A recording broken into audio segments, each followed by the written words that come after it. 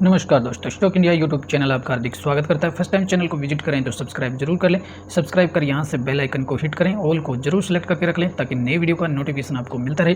और मित्रों, इस वीडियो के कंटेंट की बात करें तो ये वीडियो होने वाला है मल्टी बैगर शेयर्स के नाम।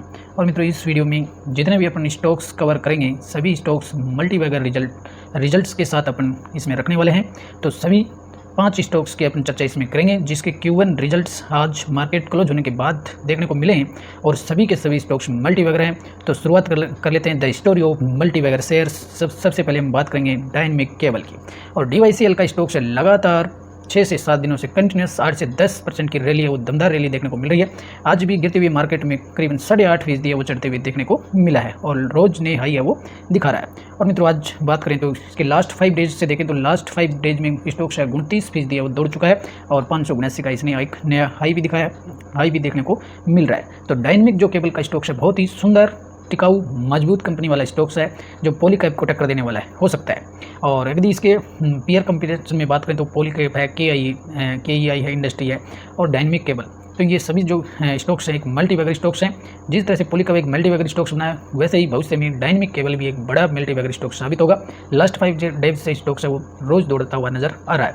और यदि बात करें इसमें लास्ट 6 मंथ में तो लास्ट 6 मंथ में 180% से ज़्यादा का रिटर्न दिया है। स्टॉक्स का चार्ट ही आपको, ग्राफ ही आपको बता देगा कि स्टॉक्स में कितना दम। यहाँ आपको कोई भी बड़ी गिरावट दिखाई नहीं देगी लास्ट 6 मंथ में और स्टॉक्स ने 180% का रिटर्न इसने दिया है। लास्ट 1 ईयर की बात करेंगे तो यहाँ 250% से ज़्यादा का रिटर्न दिया। मात्र 1 साल के पीरियड में इसने 250% का रिटर्न दिया है और स्टॉक होल्डर्स के लिए एक मल्टी बैगर स्टॉक साबित हुआ है। और मल्टी बैगर बना क्यों है? मल्टी बैगर बात करें तो कंपनी के बिजनेस में दम है, हर क्वार्टर में शानदार रिजल्ट्स देखने को मिल रहे हैं। इस Q1 की भी बात करें तो कल ही कंपनी के Q1 रिजल्ट देखने को मिले थे। कंपनी का जो प्रॉफिट है वो 60% बढ़ा है। बहुत ही मल्टी बैगर शेयर मित्रों। और आप यदि लॉन्ग टर्म तक, लंबे समय तक स्टॉक के साथ रहेंगे तो ये भी आपका साथ नहीं छोड़ने वाला है, लंबे समय तक आपके साथ देने वाला शेयर है। तो बिजनेस में दम है तो शेयर में दम होगा। तो मित्रों, इस तरह के मल्टीबैगर शेयर्स की पहचान कीजिए और स्वयं डिसीजन लीजिए, अपने पैसे को कई गुना बनाइए। तो मित्रों, बात करेंगे अब DCX सिस्टम्स की। और DCX का शेयर आज हालांकि गिरावट में देखने को मिला है और DCX एक न्यू लिस्टेड कंपनी देखने को मिल रही है। ये 11 नवंबर 2022 को लिस्ट हुई थी और लिस्टिंग के बाद से स्टॉक्स है वो अब तक है वो अपने पुराने लेवल को नहीं आ सका है। पिछला जो लेवल था इसने 300 का हाई किया था और उससे नीचे ही अब तक देखने को मिला है। और ऑल टाइम में बात करें अब तक अपनी लिस्टिंग की जर्नी से अब तक वो 10% डाउन में देखने को मिल रहा है। पिछला जो लिस्टिंग के समय हाई था वो 300 का, वो अब तक इसने नहीं दिखाया। तो यदि आज Q1 रिजल्ट की इसकी बात कर लेते हैं अपन, तो DCX के भी Q1 रिजल्ट अपन देखेंगे इसमें। तो रेवेन्यू है वो 20% डाउन हुआ है, 170 करोड़ का रहा है। पिछले क्वार्टर में 511 करोड़ था और पिछले वर्ष 213। तो ये ईयर टू ईयर भी कम हुआ है और क्वार्टरली भी कम हुआ है। एबिटा 54% बढ़ा है। नेट प्रॉफिट 71% बढ़ करके करीबन 10 करोड़ का रहा है, जो पिछले क्वार्टर से भी कम है और पिछले वर्ष से ज़्यादा है देखने को मिल रहा है। तो मतलब DCX जो सिस्टम्स है रिजल्ट, हालांकि आपको रेवेन्यू डाउन हुआ है लेकिन प्रॉफिट है कंपनी का 71% बढ़ा है। तो DCX सिस्टम्स भी हालांकि स्टॉक्स है वो अब तक 10% है वो डाउन देखने को मिल रहा है, लेकिन कंपनी का जो बिजनेस है वो अच्छा चलता है। तो आप भी इसे भविष्य के मल्टीबैगर शेयर के लिए आज से इसको स्टडी कर सकते हैं। और मित्रों, नेक्स्ट शेयर की बात करेंगे विनस पाइप। और यहाँ भी स्टॉक्स आज काफ़ी वोलेटिलिटी देखने को मिली है और स्टॉक्स है वो आज हालांकि ग्रीन में क्लोज हुआ है। और विनस पाइप भी एक मल्टीबैगर शेयर देखने को मिलता है। Q1 रिजल्ट्स की चर्चा करेंगे तो Q1 रिजल्ट बहुत ही उम्दा रिजल्ट है वो देखने को मिले हैं। बहुत ही शानदार रिजल्ट यहाँ प्रदर्शित हुए। कंपनी का जो रेवेन्यू है 58% बढ़कर के 180 करोड़ का रहा है। पिछले क्वार्टर 176 था और पिछले वर्ष 114 करोड़ था। तो 114 से बढ़कर 180 हुआ और 58% की ग्रोथ इसमें रेवेन्यू में हुई है। एबिटा लगभग डबल हो गया और नेट प्रॉफिट भी लगभग डबल देखने को मिल रहा है। इस क्वार्टर में 17 करोड़ से ज़्यादा का नेट प्रॉफिट रहा है। पिछले वर्ष 9 करोड़ से ज़्यादा था, 9 से बढ़कर के 18 करोड़ यहाँ रेवेन्यू देखने को मिल रहा है, लगभग डबल और लगभग 2 गुना नेट प्रॉफिट है वो देखने को मिल रहा है। पिछले क्वार्टर में 13 करोड़ का था तो 13 से बढ़कर के 17 हुआ। तो बहुत ही शानदार नेट प्रॉफिट है। रेवेन्यू, एबिटा, EPS सारे ही फैक्टर है इस रिजल्ट के अच्छे देखने को मिल रहे हैं। और स्टॉक्स की अगर रिटर्न्स की जर्नी आप देखेंगे तो पास्ट 1 मंथ में 8% का रिटर्न दिया है और यदि लास्ट 6 मंथ की बात करें तो यहाँ 70% का रिटर्न देखने को मिला है। तो ये भी एक लास्ट 6 महीने में स्टॉक होल्डर्स के लिए मल्टीबैगर साबित हुआ है। पास्ट 1 ईयर की बात करें तो 215% का रिटर्न दिया है और लास्ट 1 और स्टॉक्स की अपनी कंपनी की अगर जर्नी से बात करें तो 27 मई 2022 से लिस्टिंग के बाद से अब तक 274% का रिटर्न यहाँ देखने को मिल रहा है। करीबन 2 से 3 गुना पैसा यहाँ इस छोटी सी अवधि के दौरान मिला है और भविष्य में भी ये स्टॉक्स है लंबी दूरी तय करेगा, लंबे रिटर्न देगा। तो मित्रों इसमें लंबे समय तक रुके रहिए। और विनस 5 में कई जो बड़े इन्वेस्टर्स हैं उन्होंने एक बड़ा स्टेक्स है वो इसे लिस्टिंग के बाद से ही इसमें हासिल किया है। तो मित्रों इस तरह के शेयर्स में लंबे समय तक बने रहिए, और क्योंकि कंपनी के रिजल्ट्स है वो लगातार अच्छे देखने को मिल रहे हैं, तो विनस 5 में भी आप लंबे समय तक बने रहिए। और ऐसे ही एक मल्टीबैगर शेयर की बात करेंगे अभी, येसो इंडस्ट्री, केमिकल सेक्टर से रखने वाले जो स्टॉक्स हैं बहुत ही शानदार यहाँ देखने को मिल रहे हैं। और आज हालांकि स्टॉक्स है वो ग्रीन में क्लोज हुआ, काफ़ी वॉलीटिलिटी आज देखने को मिली है। कंपनी के Q1 रिजल्ट्स आज अपन चलेंगे, उससे पहले अपन कंपनी के रिटर्न्स की जर्नी को तय करेंगे। तो मित्रों पास्ट 1 मंथ की बात करें तो स्टॉक्स अभी 5% डाउन देखने को मिला।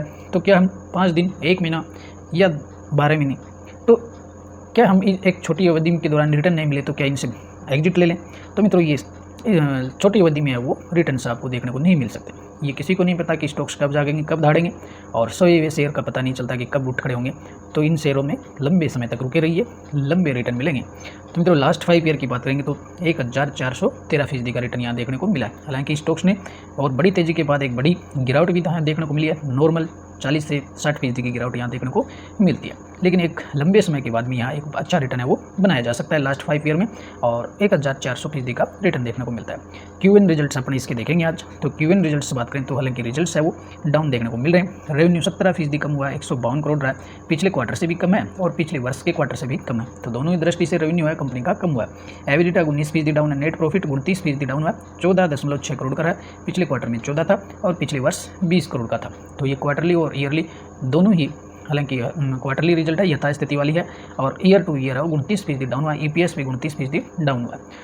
तो मित्रों ये जो क्वार्टरली जो रिजल्ट्स हैं, कंपनियां हर क्वार्टर में बराबर बिजनेस है वो नहीं चल सकता।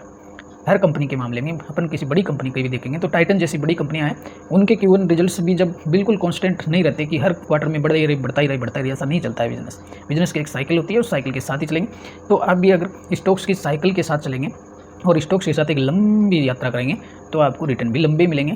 तो लास्ट 5 ईयर में 1400% का रिटर्न मिला है। तो इस एक क्वार्टर में अगर रिजल्ट डाउन हुए तो स्टॉक से एग्जिट लेने की कभी ना सोचें, कंपनी के बिजनेस पर विश्वास करें। भविष्य में अगर बिजनेस चलेगा तो स्टॉक तो दौड़ेगा।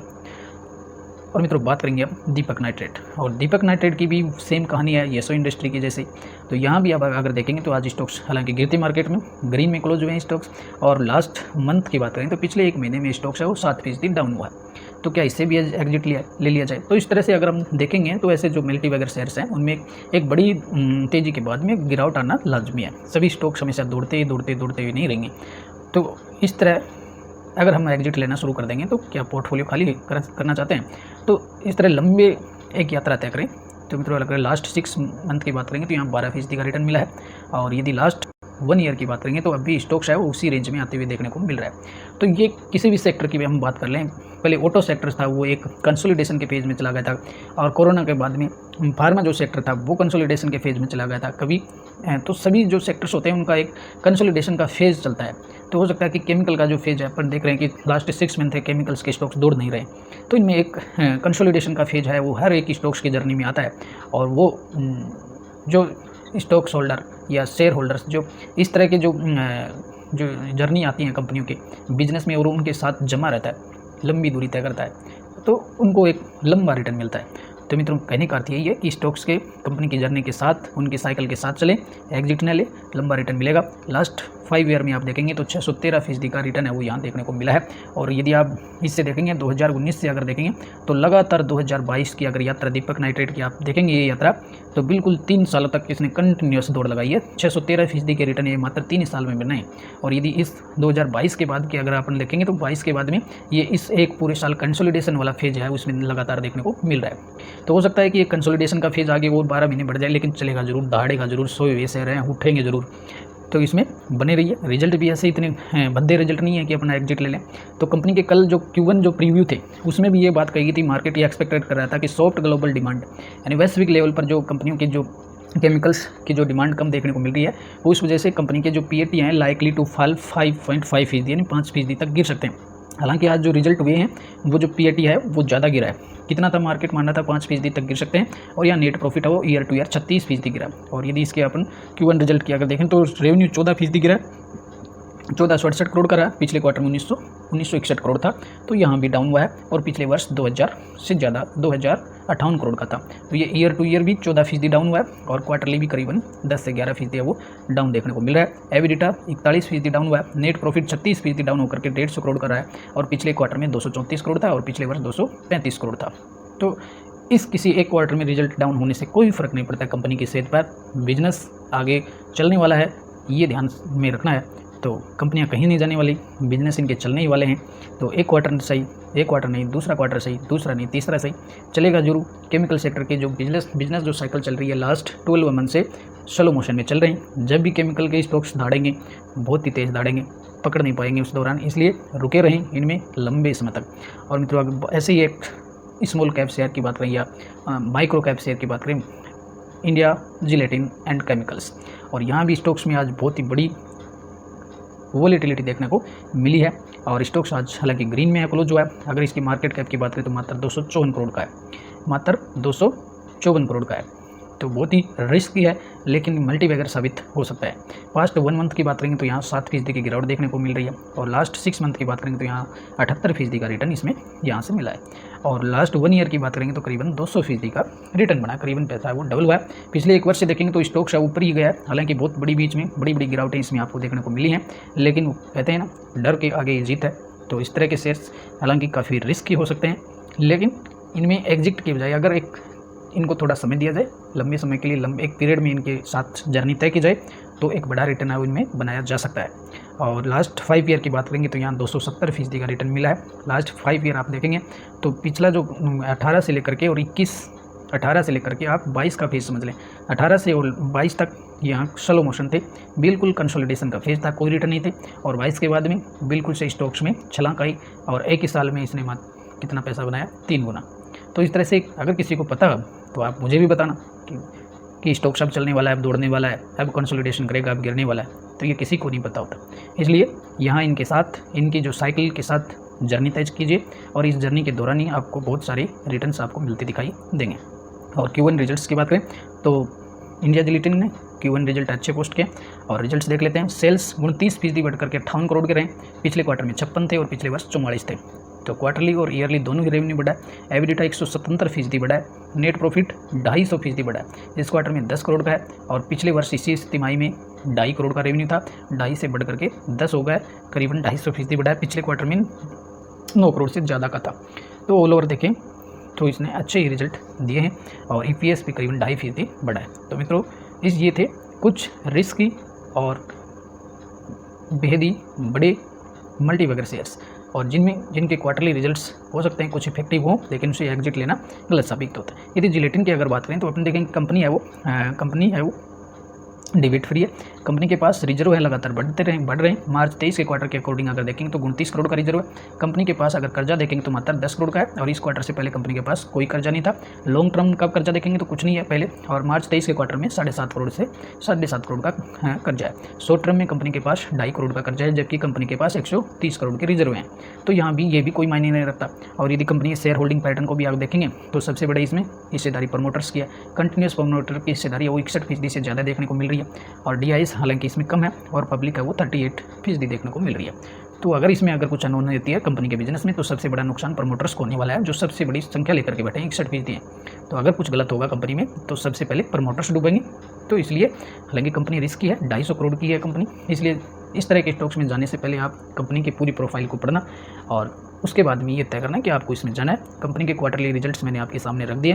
कंपनी ने अच्छे रिजल्ट दिखाए, पिछले क्वार्टर में भी अच्छे थे और पिछले वर्ष के क्वार्टर में भी अच्छे थे और आगे भी कंपनी के रिजल्ट्स है वो हो सकता है किसी क्वार्टर में डाउन हो सके, लेकिन ऐसा नहीं है कि हर क्वार्टर में ही डाउन चलते रहें। तो ऐसा ही चलता रहा चले तो फिर वो कंपनी की हालत ही ख़राब होगी और स्टॉक चाहिए बहुत पहले ही पता लग जाएगा, स्टॉक टूटने लग जाएगा। तो मित्रों, ये थे आज के कुछ Q1 रिजल्ट्स, मल्टीबैगर रिजल्ट्स। और साथ ही अगर इंडिया जिलेटिन की अगर अपन बात करेंगे इनके पीयर्स कंपनी की बात करेंगे तो अगर मार्केट कैप से लिहाज से देखें तो 8वें नंबर आते हैं, केमिकल सेक्टर में 8वें नंबर पर आते हैं मार्केट कैप के लिहाज से। सबसे ऊपर इसमें पीडीलाइट, फिर 2 नंबर पर SRF, Linde India, Solar Industries, Gujarat Fluoro और दीपक नाइट्रेट 6ठे नंबर पर और टाटा केमिकल्स। तो कुल मिलाकर के ये अभी एक यूँ कहने एक छोटा सावक है, अभी इसको बड़ा होने में समय लगेगा। तो अगर आप भी कंपनी के साथ बने रहेंगे तो कंपनी वो लंबे रिटर्न्स आपको बना करके दे सकती है, बशर्ते आप इनके साथ एक लंबी यात्रा तय करें। नमस्कार मित्रों, ये थे आज लेटेस्ट Q1 रिजल्ट्स जो आपके सामने रखते हैं। पहली बार चैनल पे आ रहे हैं तो सब्सक्राइब जरूर कर लें। आगे भी इस तरह के महत्वपूर्ण वीडियोज हम आपके सामने लेकर आते रहेंगे। वीडियो को शेयर और लाइक जरूर करें। नमस्कार, अगले वीडियो में फिर मिलते हैं।